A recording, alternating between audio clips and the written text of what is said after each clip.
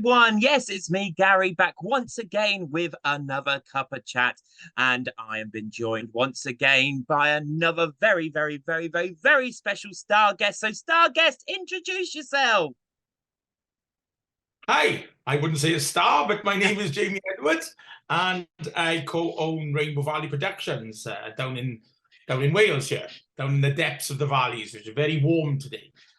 You gotta tell me about it. I've got the jacket on, Jamie, and I'm roasting a little bit today. But welcome to our Cuppa chat here at Panto Archive. It's lovely to have you with us today.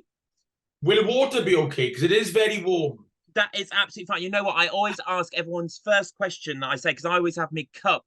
Here it is. Yeah, there you can see it there now. Yeah, I've I got can my see, cup yeah. today. I've gone with the blackcurrant option, as I always do. But as it's a hot day, I think we'll allow a bottle of water today. Well, it seems surreal talking about pantomime when we're actually, I think it's about 28 outside, and I have my Slush Puppy t-shirt on. So Is it cool. water when it's Panto season, though, Jamie? Or do you have something special when you get into that Panto season, drink-wise? Well, mine, and which I try and get every cast and team member to support. Some do, some don't. Is actually I did have a cup earlier on, which is Bovril. I do like a cup of Bovril. So especially in the colder months. So yeah, that's my drink of pantomime touring anyway. Yeah, you do. Everyone has these little things to keep them going, don't they, throughout the runs and so on. Jamie, tell me to start with, and all of our viewers here watching today, what's your link with Panto then to start with, and then we can go from there. Okay, so it would have been in 2010. A very good friend of mine, Owen Money, is very popular here in Wales. Had his own TV show. He still has his own radio show on BBC Radio Wales. And he's been in pantomime for other companies, for probably the now to 50 years, probably. And he had his own company. And as a friend, I started helping out in 2010. Because the workload was becoming more and more demanding, especially with things like social media. They were only just starting then. And yeah, I came on board. I had my own company, and I came on board just to help Owen. And we formed Rainbow Valley Productions, and it's now become my life, to be honest. Owen is he's not retired by any stretch of imagination, but I think he's earned his feet up time, so, yeah. We still run it together, but yeah, Owen definitely he deserves some of his golfing and his other bits and pieces. So yeah, Rainbow Valley Production was born, really. And Owen had his company before that for 10 years, so it was kind of a progression. And yeah, it was basically to bring pantomime to the smaller venues in Wales rather than the main cities, and to offer good value, on professional pantomime, which hopefully we're doing well. And after all these years, we must be doing something right. Well, I have to admit, something. I mean, I've followed you guys for a little while and seen what you've been up to, and you have such fantastic responses from the people that see your shows and so on. Owen stars in them, doesn't he? Yes, he still does. Yes. He's out of all the years, I think he missed 1 year. That was about 4 years ago when he had an issue with his health. But other than that, yes, we have two that tour now. And yeah, he stars in one.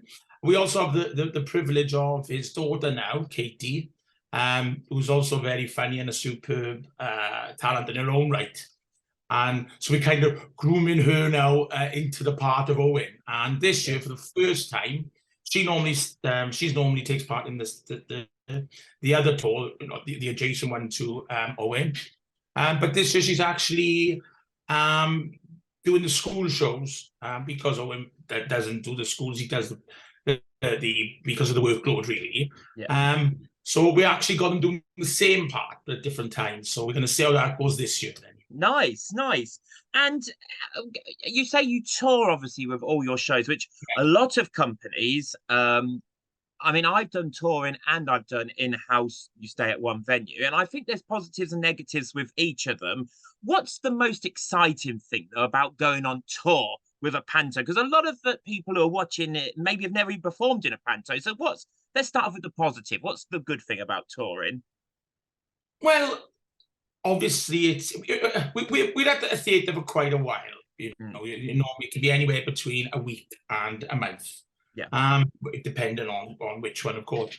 And it's the fun of you get to see all the people that you see every year, but probably 4 or 5 times more, if that makes sense. Yeah. It's like one of our main venues, which we've been to for years, and I think Owen's been there over 20 years now, maybe 25 actually, is Blackwood Miners Institute, which is a fantastic theatre, it's got everything up to date. And we're actually there all of December, and we all say the same thing, because a lot of our actors and a lot of our musicians and backstage people, our directors, they're all this. We try to keep as many as we can year in year. We have a change, but we keep the same ones year in year out, because we're like a family, and we call ourselves the Panto family. And we walk through the doors, and everybody says the same. We walk into the main stage door, and you get dress rooms to your left, stage to your right, and we all say we're home. And I think, but then we've got 4 or 5 places like that, so that's lovely. That's the positives, and we get to spread our wings, so they're not in just one area. So we see people from all walks of life and all different areas of Wales, which is great. But South Wales and West mainly. Yeah, and I mean, it is. I'm lucky enough to jump back into different people's productions and work with different people throughout the year. And you say it is lovely when you come back and everyone's so friendly and happy to see you again, isn't it? And if you're on tour, you get that, as you say, about 3 or 4 times, 5 times, whatever it is. It's wonderful. Jamie, what's the hardest thing about touring though? Because I think sometimes people have this sort of perception of we all get on a big bus and it's all the shining lights and there's trailers outside. What's the reality for anyone who's never done a tour before? The reality is it's hard, it's difficult. We've got a fabulous set of stage managers, backstage crew, and to be honest, they work the hardest. I mean, our cast work extremely hard, because we have got grueling schedules, especially building up to Christmas with the schools and the publics. And this year again, same as last, the schools are not breaking up till just before Christmas, so they have a really grueling schedule. But yeah, the actual touring part, the hardest work then comes down with dismantling, and then you've got maybe 3 vans that then have to be loaded. One of our venues, which is another major venue for ours, is the Congress Theatre in Cwmbran, and it's actually based in a shopping centre, a large, and the only way to stage door is via the bus station. So the buses stop at, I think it's about 9 o'clock in the evening.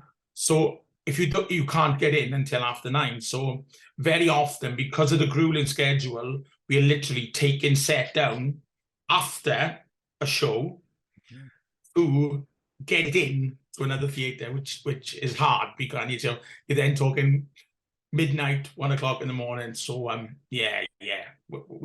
very fortunate to have good people with us. So I mean, that's the reality, is 1 o'clock, getting everything in, then back up in the morning to build, ready for the tech and address in just a few days, because that's what we have to do. I mean, everybody wants Panto, rightfully so, at the same time, and so it's kind of it's a race to get from one venue to the other, and it's often it is grueling. It is grueling, and it is hard, but it's so worth it. It's you've summed it up just then. It's worth it when you see the audience is smiling, enjoying themselves. How do you keep, if you go into the same venues? And I suppose this is a question that we would ask anyone who is in the same venue as well. But how do you keep things fresh, especially if Owen's been doing it for so long as well? They obviously love it, because they wouldn't come and see him every year. But how do you keep that fresh every year then, and exciting still? Well, I think with difficulty, but it's we try things. We try new things. We always try. Every few years, we try to have a new title. Yeah. So I mean, this year we've got a traditional title of Snow White and the Seven Dwarfs. And then what I did is I tried this a few years ago, and we'll be implemented it again this year. Is we bring a touch of technology, and we kind of touch on the parts of Welsh life that people love. And the main thing is, and the reason I'm going on to this is rugby. And to get a rugby star to do pantomime or to be in it every day is very, very difficult. So I came up with a little idea, I think it was about 4 years ago. And I asked one of our directors and stage managers, couldn't we have a virtual mirror? Couldn't we have a mirror that is a video, is pre-recorded, it's personal to us, but and we could get somebody in there? And he was, well, yeah, I suppose we could. So approached a good friend of ours, Mike Phillips, he's a British Irish Lion. We did that. Sorry, it's more than 4 years. It was about 6 years. And then again, about 3 years ago, we did it with Shane Williams, who was a massive star in Wales. And so we kind of bring elements in. The other title this year is Dick Whittington meets Puss in Boots. So because the new Puss in Boots, yeah. So we try and involve it. We kind of every year we try and invest in a certain up-to-date, advanced prop. So I mean, Aladdin is the magic carpet we had made. The crocodile in Peter Pan we had made. The giant in, you know, we really tried to implement something that wasn't there the year before, or wasn't there the title before, because as you know, pantomimes obviously they go around in a circle that are a limit to the titles. Yeah. And when they do come out, what we don't want is the same script and the same props. So yeah, we just try, and every year just to think of ideas just to fresh it up, you know. Yeah. And another thing that's surreal is that you sit around at this time of year in the boiling hot weather discussing Panto, and it seems like an eternity away, and then within a flash you're there. Yeah. And then going back to what you said previously, I mean, after the first show, it's kind of I'm privileged because I can go and sit up in the audience and watch it, and you know, and as the curtains come down or come across, whichever way, and the audience has stood and standing, and the kids are laughing, and the adults are laughing, and everybody says thank you, and I think, oh, that was so worth it, you know. Yeah. It was worth the art. It's worth the hard work. Yeah, it definitely. As someone who is an owner of a company, do you think that Panto, and I believe it is, but I'm asking the question, I'll be a devil's advocate for a minute. Do you think Panto's still as relevant today as it was 10, 20, 30 years ago? Is it still got that important step in the community, in the theatre world? Without a shadow. Without a shadow of a... we visit schools quite often. Schools, some that book, some that don't always. I mean, we did a comprehensive school last year with a production, so we went in and helped them with that. But having children myself, I have 16-year-old twins, and they grew up. Sad thing is they never got to go to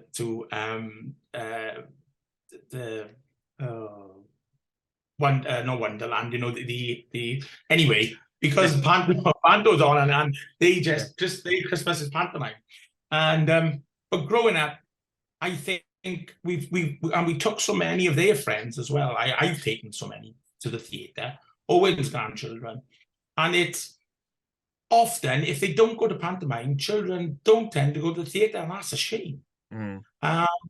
And it's kind of their first interaction, and it's so much better. I remember my boys telling me when they were about 12, so much better than watching a film because people are there.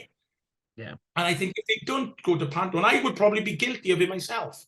Now we go to a lot of theatre shows because we really enjoy it, myself and my boys. But if we hadn't taken that step into Panto, then I don't know if people would be seeing live theatre, and that would be a real shame because it's so important, I think. And there's also lots of history with, like, we send packs out to the schools, And it's not the way, in any way, shape, or form trying to tell the teachers what to teach them, but it helps. And there's a bit of background to why a dame is a dame, why the principal boy is a girl. We've been asked so many times on radio shows and things, and with the PC and everything, and I find it's an escape, isn't it? Yeah. It's an escape when things are stressful and everybody lives online, and it's just you go into this world, and it's for that 2 hours you're in a make-believe world, and it's and everybody's happy, and everything is fun, and except the baddies, and good always overcomes evil. So I agree, and we've said it so many times during this Cuppa chat that it's a tradition that is so important, as you say, in the theatre, getting them into the theatre, the children's, the families, even sometimes they haven't been into a theatre even as an adult, but it is an escapism, But we had a fantastic afternoon last year at some stage.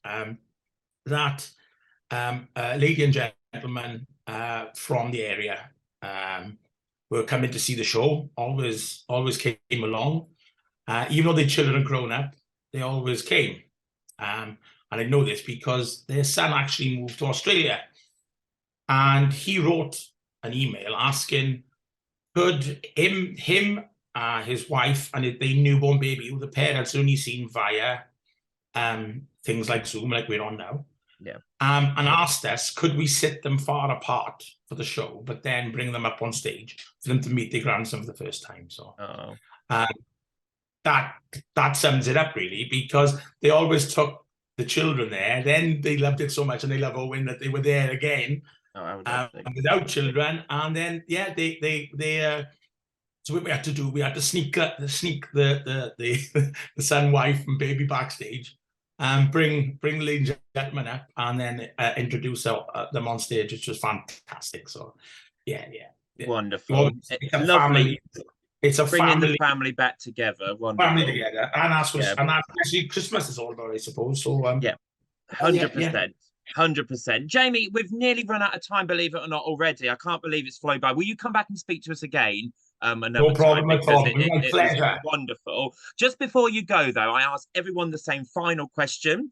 You can give us a little snippet of it. If you could have anyone in your pantomime, a celebrity, who would it be and why? Ooh, on the spot now. Sorry. Who would I have and why? I probably have.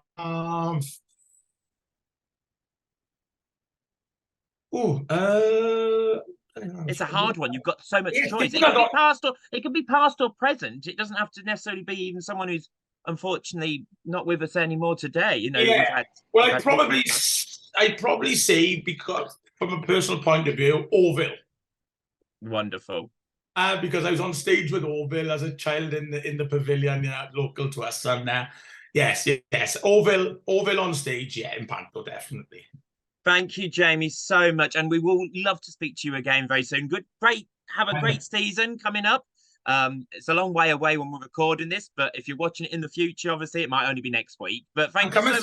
Come and see us. I'd love to sometime. Come down, no problem. And if you want to keep up to date with all the productions that happen in this Christmas, including Rainbow Valley Productions, you can go on to the Panto Archive website. Thank you, Jamie, so much, and we'll see you all again soon.